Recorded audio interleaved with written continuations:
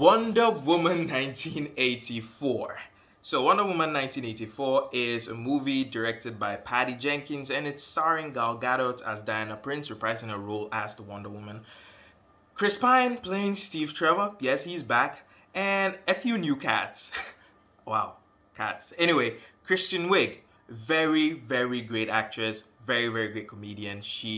I used to watch her on SNL. Well, she's playing Barbara, the character that becomes Cheetah. And we also have Pedro Pascal, the Mandalorian. Yes, the Mandalorian. No Baby Yoda in this. For what? Yeah, I don't want to use his other name. He's still Baby Yoda in my mind. And yeah, he is playing Max Lord. Now, I wouldn't call this movie a sequel. I wouldn't call Wonder Woman 1984 a sequel. I would actually just call it another Wonder Woman movie because when you watch the movie, it feels like, and because of the things Patty Jenkins has said from interviews, it becomes quite obvious that she's tried to slightly distance herself from the first movie because she talks about how in the first movie she didn't want that big CGI fight fest at the end, and in her idea for the movie there was not going to be a huge fight at the end. Interesting. Interesting decision. And so it trickles into this movie. The only plot threads that she takes from the previous movie is the love interest, and that in itself was questionably executed, especially if you go on social media, Twitter to be precise. Yeah, people are not having the way Steve Trevor came back. Nope, they are not having any of it, and it's caused quite a stare. And I don't know if it's going to besmirch Patty Jenkins's record and it's going to be that thing that's going to stick that, yeah, you are the one who did this. But I don't know. Moving forward, she's moving on to do a Star Wars movie, and also apparently Wonder Woman 3 is being fast tracked, so it's good on it. I guess the DC big wigs have faith in it, and that's okay. That's cool and everything. If you are new to this channel, kindly hit the like button, comment, subscribe. I haven't been posting videos in a while. It's been a rough year. I mean, you've lived through this year, and I'm looking to build this channel. I want to get a lot more. Right now, I'm just looking for 1,000 subscribers by the end of 2021. Yeah, I know. You know what? Let's make it 100,000, which means that I would have to post a lot more. And yes, I will try my hardest to do that. It's been a rough year. So if you are watching this, if it's your first time, just like the video, subscribe, hit that notification button. So because I don't have my laptop, long story, I'm not going to be able to do all the nice fancy edits for the notification bell, but I'm sure you know where it is, so just hit the subscribe button. And yeah, so I didn't script this episode. It's going to be extremely conversational, and moving forward I think I want to stick to that style. It means that my thoughts may wander about a lot, but I feel like I would do better just having a conversation with you guys. Also, since I haven't been around, YouTube's copyright laws have been very interesting. They've changed quite a bit. So in this video and maybe in a couple of other videos coming up, I'm not going to be putting in clips to further explain or give you some pretext to all the things I'm saying, because yeah, I don't want my videos to get flagged or anything, and also because I don't have a laptop, so I'm just being a cheapskate and not necessarily being lazy, but I just want to roll out videos as easy as I can until I get a laptop to do this. So Wonder Woman 1984 is not as well received as the first Wonder Woman movie. And I think it is largely because people do not like surprises. People do not like the extreme U-turn that this movie turned out to be. Me personally, I watched this movie. It took me 2 days to watch this movie, to be honest. I watched the first hour and a half and I hated it.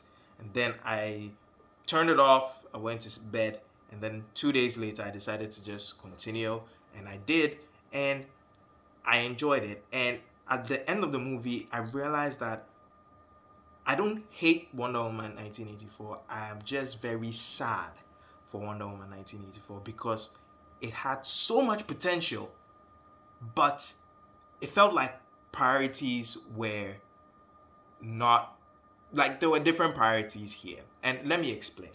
Patty Jenkins in some interviews just before this movie was released, talked about how in the first movie she didn't want the big fight at the end, how there was a lot of back and forth, and how there was a lot of interference from the Warner Brothers team, from Zack Snyder's team in the making of the movie. And it's very interesting for me because she didn't want that big bad fight. I mean, it makes me wonder if Patty had wanted that bad fight, would it have been better? I feel like it would have been better executed. Because if that fight actually felt like an afterthought, but it was acceptable at best. It was an acceptable fight. And she didn't want that. So you see what happens in Wonder Woman 1984 is that for the first time, DC, or the Warner Brothers group, gave Patty Jenkins entire creative control over this movie. Everything was up to her. They put their full trust into her, and that. It puts me as a creator in a very interesting place because it makes me wonder, based on how this movie came out, me seeing it, and how I feel about it, how the rest of the world feels about it makes me wonder if creators shouldn't always be given 100% control. Because what happened in this movie is that, in honest truth, it felt like a nostalgia project for Patty Jenkins. And it's her nostalgia, not all of us' nostalgia. And that in itself is a problem. Sorry about the noise. That in itself is a huge problem. So, in interviews that Patty Jenkins gave, she talks about how she took inspiration from Christopher Reeves and Linda Carter's Superman and Wonder Woman, respectively, and also how she took inspiration from a movie in the 80s, I think 70s or 80s, called Heaven Can Wait. The question here is that we in 2020, do we care? Do we care about your excitement and your influences? We want what we want. That is why it's like here's the thing, Wonder Woman 1984, you can absolutely make a movie about the 80s. You can. Martin Scorsese kind of does that, takes us back through time within his most recent movie with Robert De Niro, took us through time from Robert De Niro's character's youth to his full maturity and old age and stuff like that. You can do that. What you aren't supposed to do is you are not supposed to make this movie about the 80s become a modern age 80s movie, because filmmaking has evolved over the time, and there's a reason why we've stopped making movies, or movies are not made in that manner, because people of today find it to be corny, find it to be very cheesy, and it's not something people readily consume. Fine, the Christopher Reeve Superman movies are classics, but that's it. They are classics. So when you are going to watch them, you go in with the mindset that I am watching a classic. I have to take myself back into that era to properly enjoy it. But in a movie that is made brand new and fresh in this era, but made to be like a movie out of that era, there is this huge disconnect, because we don't really enjoy those movies as much as we do. We may go back to watch them, but it's a conscious decision. So we don't want a 2020 movie to be an 80s movie. No, that's not how this worked. The 80s is about 40 years ago. Filmmaking has changed so much in that period of time. So that is the issue with this movie. Patty Jenkins, I'm sorry, it feels like she focused so much on making something that she wanted to make that she didn't think about what we wanted to see, and also she didn't think about the economics of her actions. I'll get to that later. So now, for instance, this Heaven Must Wait movie, it's a movie about this guy who comes back into the body of a man who had just been murdered and everything. And Steve Trevor doesn't come into the body of a man who was murdered. He came into a body of a man who was alive, who had an interaction with Diana, I believe. Yes. And it's like, people are not having the way this went. People are not interested, or people are not happy about the execution of Steve Trevor's return. And it's the strongest feeling I have about this movie is sadness, because this movie had so much potential, and I'm going to jump right into that. Now, the problem with the movie is the pacing and the plot. and so many other things. So I'm not going to be extremely critical about it. I'm just going to say what I feel. So, like I had mentioned, the first hour and a half felt extremely pointless. It felt like Patty Jenkins was just fulfilling her dream of making something that she used to enjoy when she was younger. Some of us were not born in that period. Some of us have seen these movies of those period, but I wouldn't say we are mind blown by those movies. I mean, I recently went back to watch the Christopher Reeve Superman, and it's cool, but it's not like it's not amazing for me. Like, I mean, I understand the limits of the time, and that's the thing, the limits of the time and the styles of the time.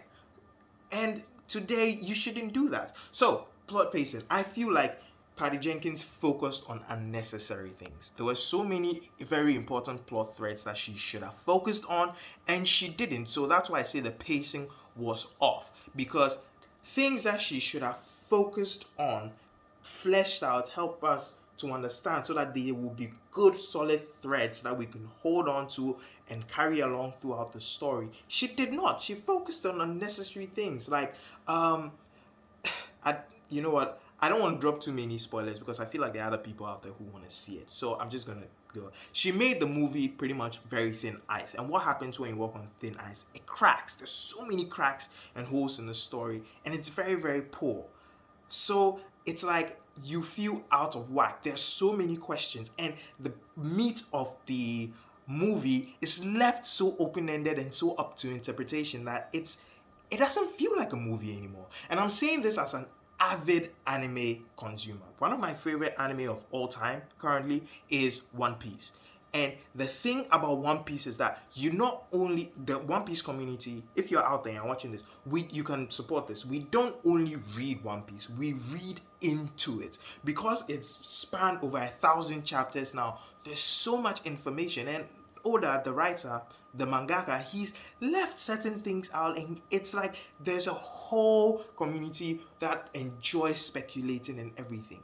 But that's not a good thing to do for a movie, because a movie is supposed to start and finish in of itself.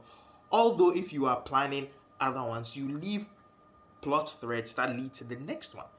Some of the plot threads that are very annoying in this movie is the mechanics of the wishing stone. So when Diana and Barbara use the wishing stone, it's like you make a wish, and I mean, Steve Trevor kind of explained it, talking about the whole monkey paw theory, that you wish for something, you gain something, and you lose something. And I don't know if he mentioned something of equal value, but you lose something in return, and that's the gimmick of it.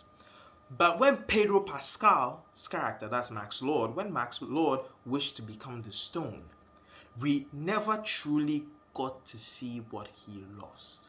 Because with Barbara, that is Kristen Wiig's character, Cheetah, what you realize is that she lost her warmth, she kind of lost her humanity, she lost her mirth, the joy, like the passions in her life, because she wanted to be confident, she wanted to be strong, and so many she wanted to be attractive to other people. She lost something seemingly of equal value. And I mean, she said she wants to be like Diana. There's so many people I've spoken to who've watched this movie who do not understand that her wanting to be like Diana, it's like she didn't know that Diana was superpowered. So does her image of who Diana is that does that not affect the wish?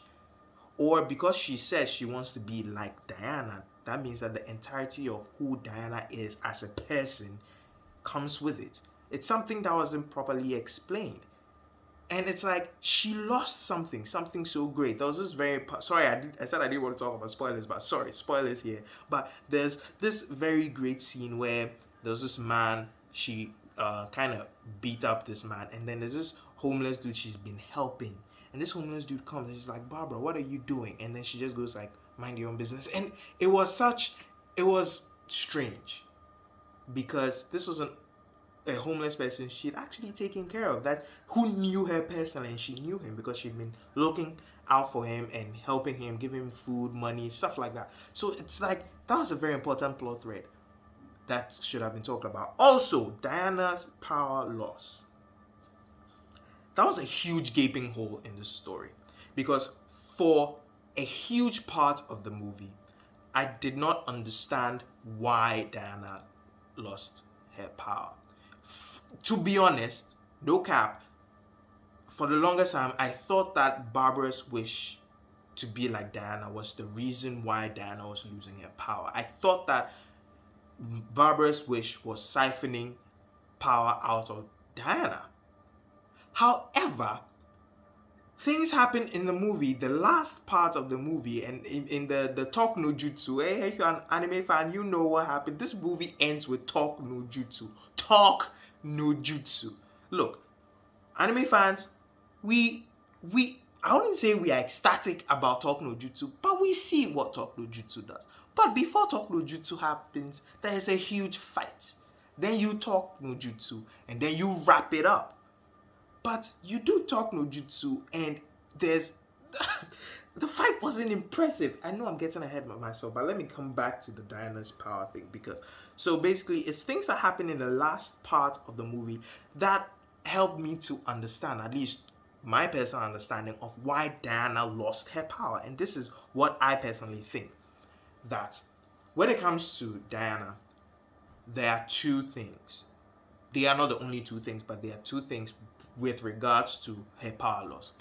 There's her love for humanity. This is Diana is a person who abandoned everything, not abandoned, but left everything that she knew in Themyscira to come to the defense of man. She loves man, she wants to protect man, she wants to keep man safe. And that is a very, very important thing to her. Her love for man. She wants man to always be safe. She wants to take care of man. And then the other thing is that her romantic interest, her romantic feelings towards Steve Trevor. So, for the lack of a better term, there are two loves in this spectrum.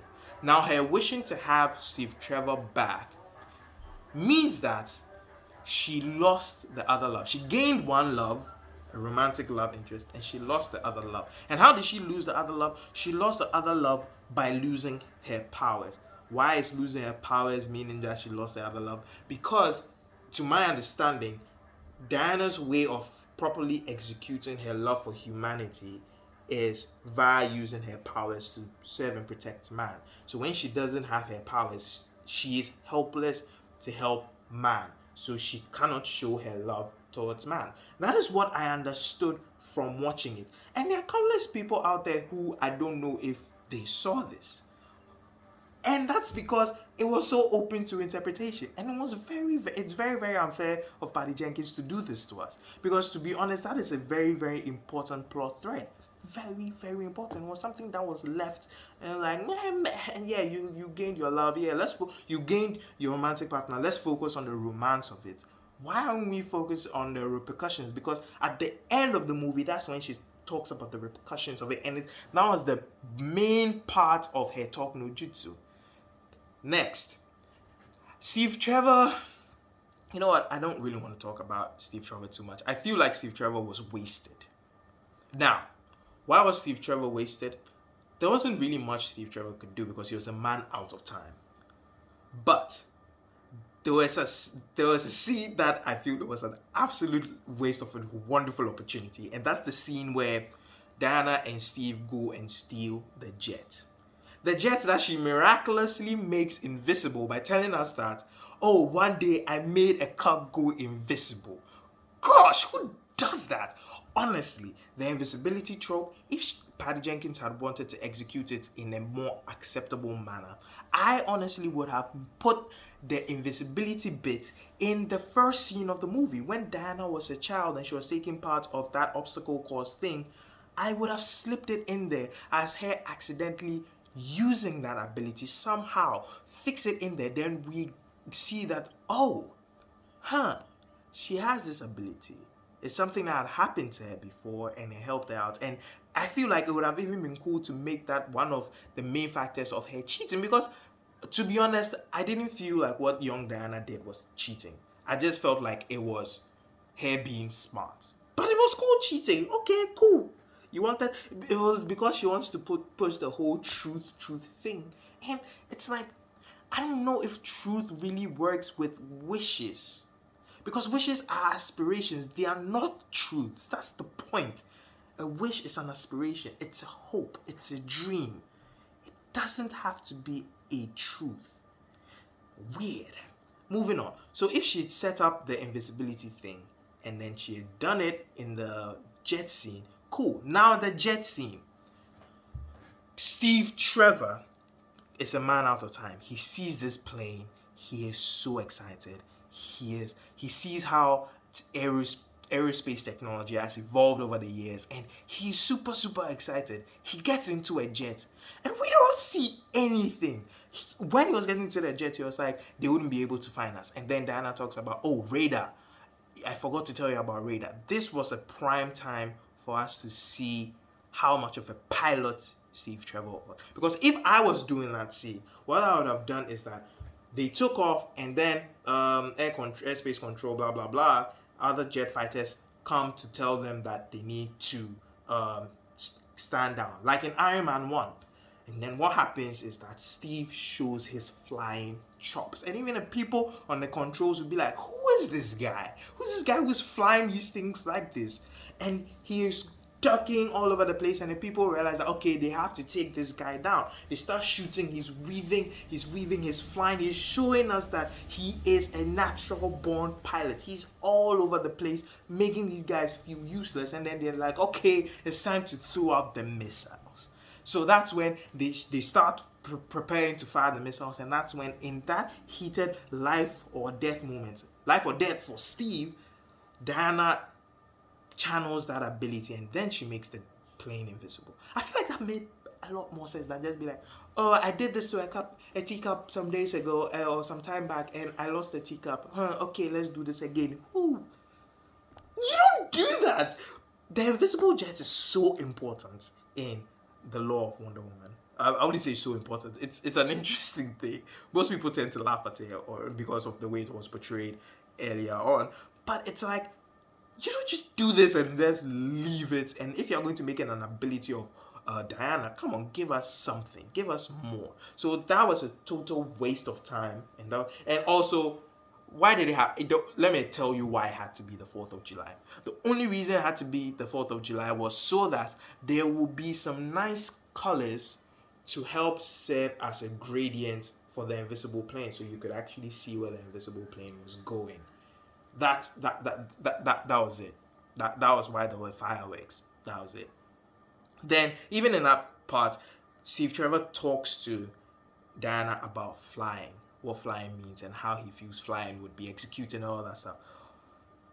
And Patty, your response to such an interesting thing was that the lasso of convenience. Yes, I like that name. Whoever coined it, big ups. Your answer to that was, she lassos the wind and lightning. On God. When I saw the trailer and I saw her do that in the trailer, I was like, maybe they are not done with the siege. Maybe there was something out there that she was lassoing. But that was it. That was it. Why?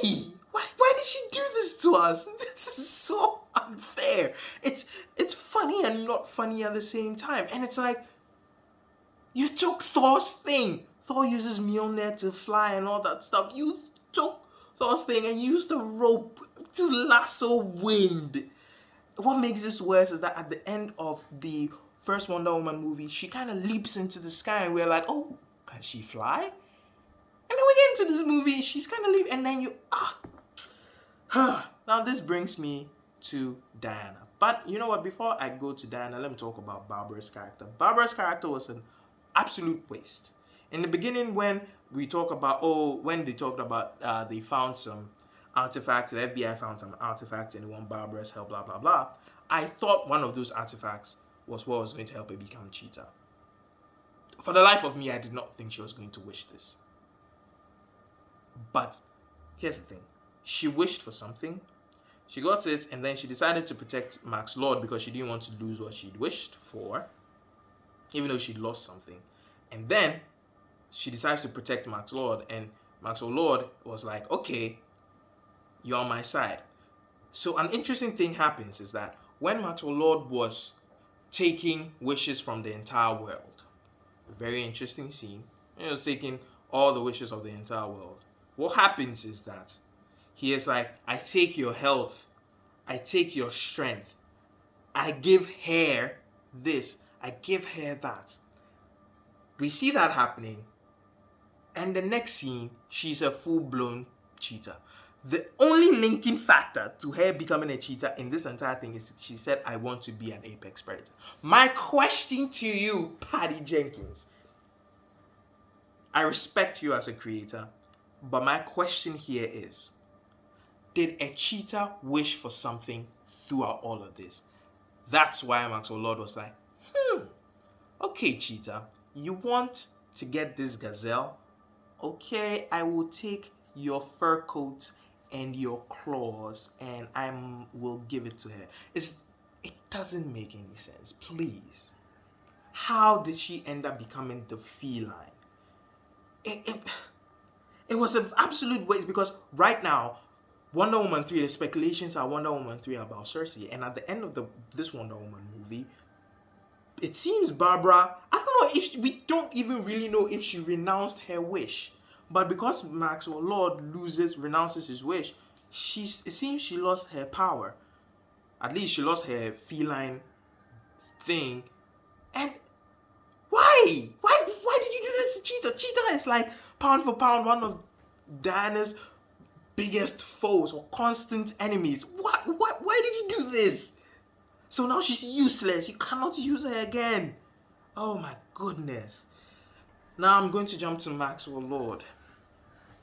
Maxwell Lord is shown as a man who is driven, who wants something. He wants to be successful.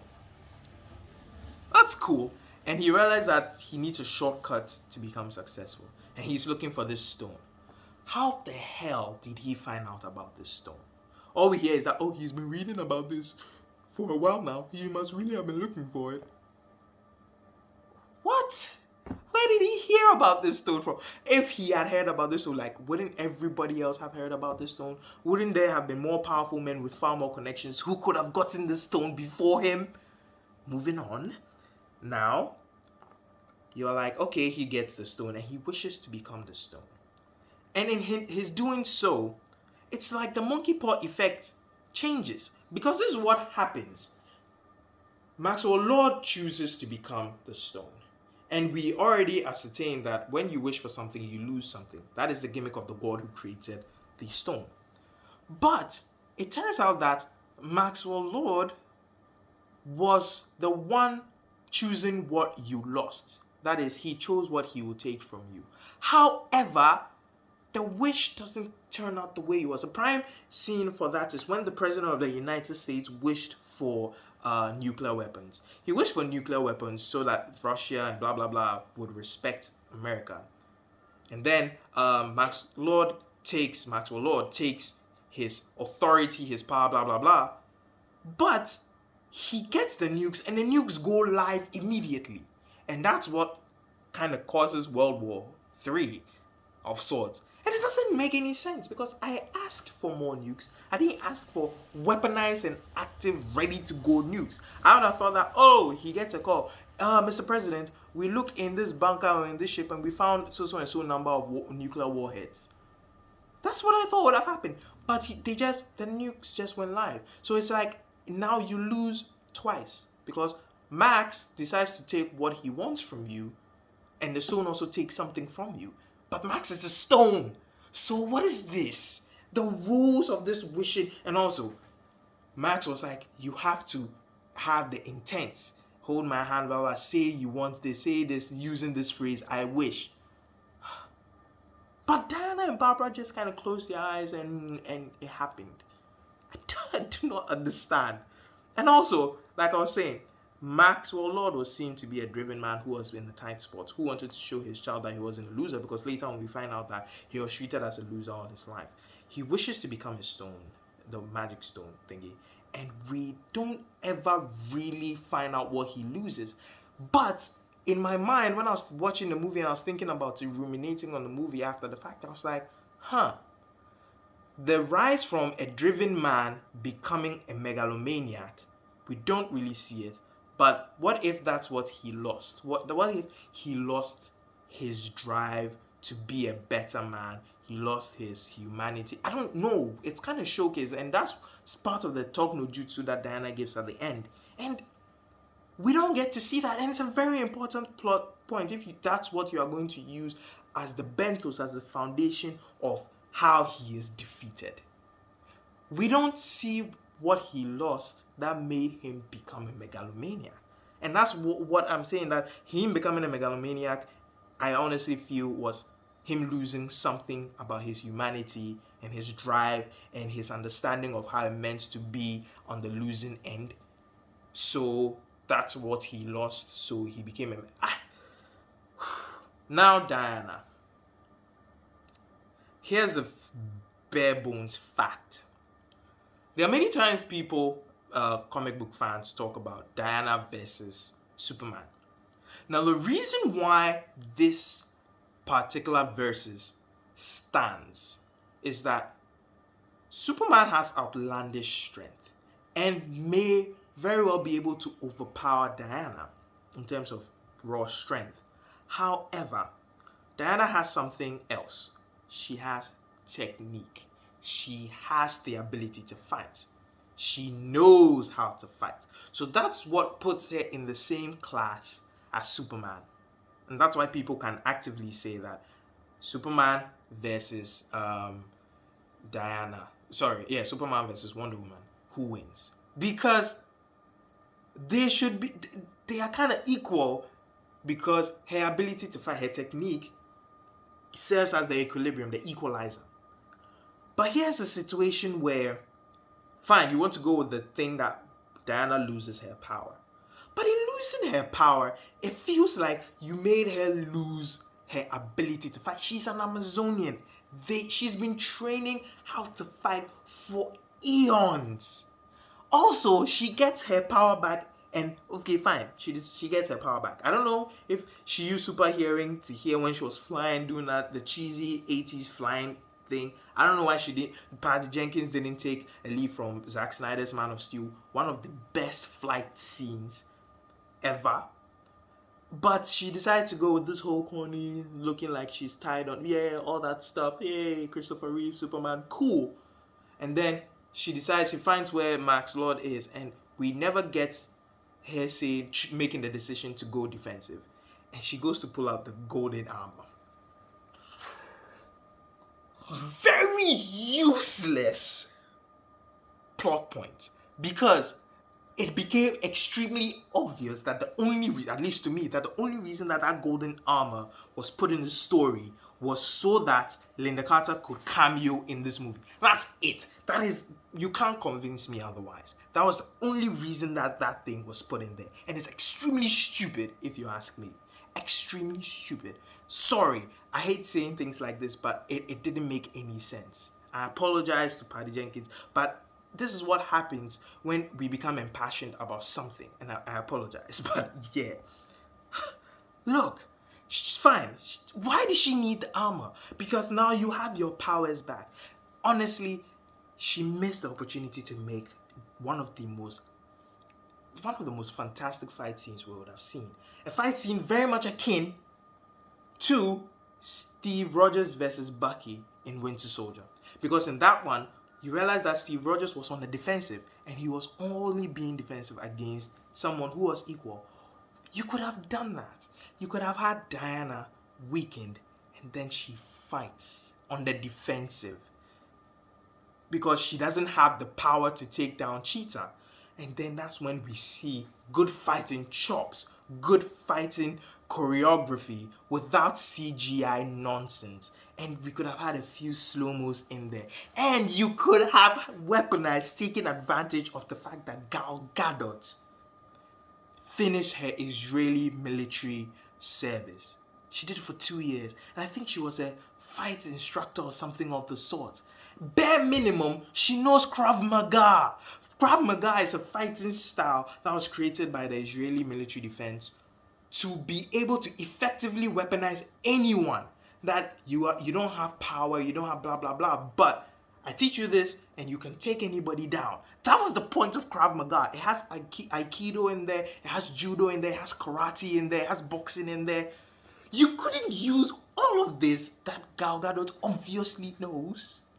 You couldn't use any of that, and you just decided to have her wear the golden armor, bring it, have the golden armor destroyed, and then they fly around, rope around, blah blah blah, in the dark to show that maybe there was something with the CGI, blah blah blah. Put her in water, electrify her. I don't know why Diana didn't. Okay, maybe she's super powered, and that was the plan.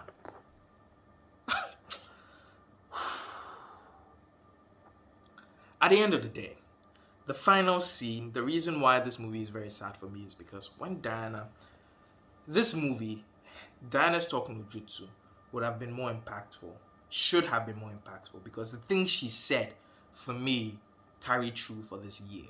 Because she talks about how it's like you should have hope, that she understands that we are all struggling. There are things that we want. There are many times during this pandemic this year that many of you watching this video have wished for so many things. I wish I could just go outside. If you had wished on the wishing stone for I wish to just go outside, what will probably have happened is that you wish to go outside and you just end up meeting a bunch of people who are being moved because they all somehow have COVID and you catch it. That's what would have happened in this. It's not funny, but I'm just showing you what would have happened if you use the wishing. And this is what she was just telling us. Basically, she was trying to tell us that we should persevere. That our inadequacies, our personal inadequacies, our personal demons, that taking a shortcut to defeat these demons is not the way. And that even though we are fighting and we may be losing, we should have hope. This is a message that rings so true to this year. But because she fucked up all the major plot points, we could never see this. People would never see that speech that she gave as that. Some people will. Grace Randolph, I believe, cried. She said she cried twice when she saw that scene. I think that's, I don't know, maybe if you see my video, you can tell us why. But that was such a powerful message. But it's a message that ended up becoming hope for what? Because we didn't see the setup to it. At the end of the day, I feel like it was a missed opportunity. And unfortunately, because Patty Jenkins came to talk about how this is her dream, this is what she wanted to make, blah blah blah, and she's going to have to take full responsibility for this. So there's no Jenkins cut anywhere. So this is it. This is what we got, and this is what we have to deal with. And I don't know. This was not. Right now, I'm just waiting for the Snyder cut. I'm a huge fan of Zack Snyder, and yeah. So this was a very long rant. I don't know how long this video has been, but if you watch this to the end, like I said, like this video, share it with your friends, comment, subscribe, and I want to get a lot of. I want this channel to survive, because during this year so many things have happened, and then I realized that life kind of is extremely fleeting. This is actually a conversation I was having with one of my friends, a group of my friends, and we touched on this, that we would like to create things that would stay and hopefully stand the test of time, that people would enjoy, that would make people happy. And I'm gonna start with this, and hopefully if I build enough of a community, I build enough of some financial backing, my personal dream as a creator is to emulate my favorite content creators of all time. And actually what they do is something I'm going to be reviewing next, and that is the big three, namely Mr. Jeremy Clarkson, Mr. Richard Hammond, and Mr. James May, formerly of Top Gear, now of Grand Tour. I love those guys, and here's the thing, I feel like that's what Patty Jenkins should take some notes from them. They make what they want to make, but they have a whole team that believes and supports them. Not only Patty Jenkins, DC, the entire DC EU team. When you find people who have been in the industry for so long, who understand how the industry works, but love a certain content, you build a team around that, and you'll be able to make something fantastic. That's why Disney is doing so well, because Kevin Feige loves and respects the content. It seems like many of the DC people, creators, when they come in, they want to change what is there, but there's so many people out there who talk about how DC has better stories. So the content in itself is great. Respect it, use it. If you want to make changes, you need to think, because right now Wonder Woman is taking a beating. Wonder Woman 1984 is taking a beating in China because Patty Jenkins failed to see that there are certain economic implications, there are certain economic gears that make movies happen. Yeah, you want to make what you want to make, but it has to be consumable. It has to be consumer ready and accepted by consumers, because you want to make money. If you want to keep making these movies, you need to make the money. And China is one of the biggest markets. They've pretty much sort of dealt with this pandemic. The cinemas are opening, and that's where you'd have made a bulk of your money. But because you didn't give us enough of fighting, look, when it comes to China, I don't want to belittle the Chinese audience, but look at Transformers. How much Transformers stories got so stale, but because of how beautiful the fight scenes were.